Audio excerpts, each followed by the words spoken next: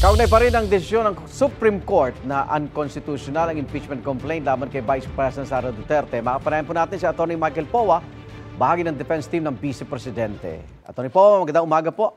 Magandang umaga po, Igan, at magandang umaga rin po sa ating mga kababayan. Kumustahin lang po natin si VP Sara Duterte. Paano siya nag-react nang malaman niyang dineklara nga ng Supreme Court na unconstitutional itong ika-4 na articles of impeachment?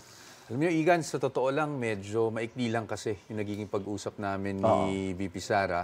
Last Friday, nung lumabas itong desisyon ng Supreme Court, so nag-text message lang ako sa kanya, sinabi ko lang sa kanya na may ganitong desisyon at sinasabi ng unconstitutional itong articles of impeachment. Siya naman, dahil siguro sa text lang or I don't know if she was in transit, she just acknowledged my message at nagpasalamat lang sa defense team sa trabahong nagawa. But hindi pa kami nagkakaroon sa totoo lang ng masinsinang pag-uusap, so wala pa akong mai-share sa inyo na more extensive na reaction. Pero ito, yung ibang mga, dating Supreme Court Justice, si Carpio, dating constitutional framer na si Atty. Rene Sarmiento, yung pag legal lang pinagbase, parang may mali silang nakikita po sa decision ng Supreme Court. With due respect po, nabasa niyo po ba yung desisyon ng Supreme Court? Yes, at ito talaga yung inaasahan niyo na sa pag-file ng petition doon na makuha niyo yung pabor na nalabag po yung saligang batas? Well, we were very optimistic nung nag-file kami ng aming petition kasi nandun tayo sa posisyon na talagang unconstitutional yung fourth impeachment complaint na naging articles of impeachment. Dahil nga dun sa one-year bar rule. In fact, yun naman ang naging focus ng ating petition talaga. And syempre, nagpapasalamat din po kami na na-appreciate naman yung mga arguments natin doon. But again, hindi lang naman kami yung nag-file ng petition. I don't want to take credit from the others din. Yata yung petition niya. I think si Atty. Torion filed the petition. I think there's another one. So, naging consolidated kasi lahat ng petitions. Kinonsolidate po yan. At ito nga yung naging desisyon. Opo. Pero kahit nagkaroon ng ganyan desisyon ng Supreme Court, hindi naman ibig sabihin acquitted. Parang nadi-delay ito dahil sa February 2026, yun na uli yung pwede uli maghain ng articles of impeachment laban kay VP Sara. Tama po? Tama po. In fact, dun sa mismong desisyon ng Supreme Court, sinabi rin naman ng Korte Suprema na it doesn't absolve. No? Kasi ang kino-question dito, at least in our position, was really yung proseso ng pag-initiate ng impeachment. No? So, pagdating sa merits, hindi po kasi talagang nasa Senado po yan, no? Sitting as an impeachment court, pagdating sa merits. Kaya kahit po sa petition namin, we never brought any issue up in terms of merits, no? Yung mga aligasyon. It's really more of the process na nangyari, na nakita nating may paglabag sa saligang batas. Okay, yung due process ba bagong requirement? Kasi binabanggit ng ilang legal expert, mga naunang impeachment case sa Senado, hindi naman nabigyan din ng pagkakataon, like si Chief Justice Corona, na makapag-depensa ng sarili sa House at nagkaroon ito ng pagkakataon sa Senado. So, pwede bang, nabago ba ito, yung due process na, doon ba sa petition nyo, kinwestiyon nyo yung hindi pagbibigay ng pagkakataon masagot ni VP Sara yung akusasyon sa kanya? Sa amin po, our petition was really focused on the one-year bar rule. No? Pagdating naman sa due process, I think that's innate naman dahil talaga namang may due process in every stage lahat. Sa lahat. No? But yung sa due process, if I'm not mistaken, but kasi po, no, ako po nanood din ako nung corona trials nung panahon na yon. If I'm not mistaken, I think that was one of the affirmative defenses na na-raise ni Justice Cuevas nung panahon na yun. But I might be mistaken. No? Pero ang alala ko kasi parang may napanood ako na clip na that was one of the issues they had. Although they questioned it before the Senate Impeachment Court. Hindi ko lang talaga matandaan kung ano naging resolution. Pero kasi nagtuloy-tuloy yung trial. Speaking of due process, apila yung House prosecution.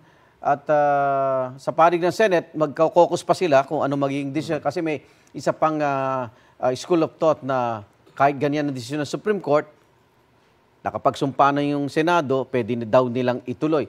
Paano ngayon ang paghahandaan nyo dito, Atty. Powa? Well, unang-una po sa lahat, no, yung pagbobotohan ng ating mga senador, ginagalang po natin ang Senate as an institution. So, that is something internal to them. To be honest, ako ayokong mag-comment ukol dyan. Tama. Pero tayo, ang gagawin na lang natin is Antabayan na natin kung anong mangyayari.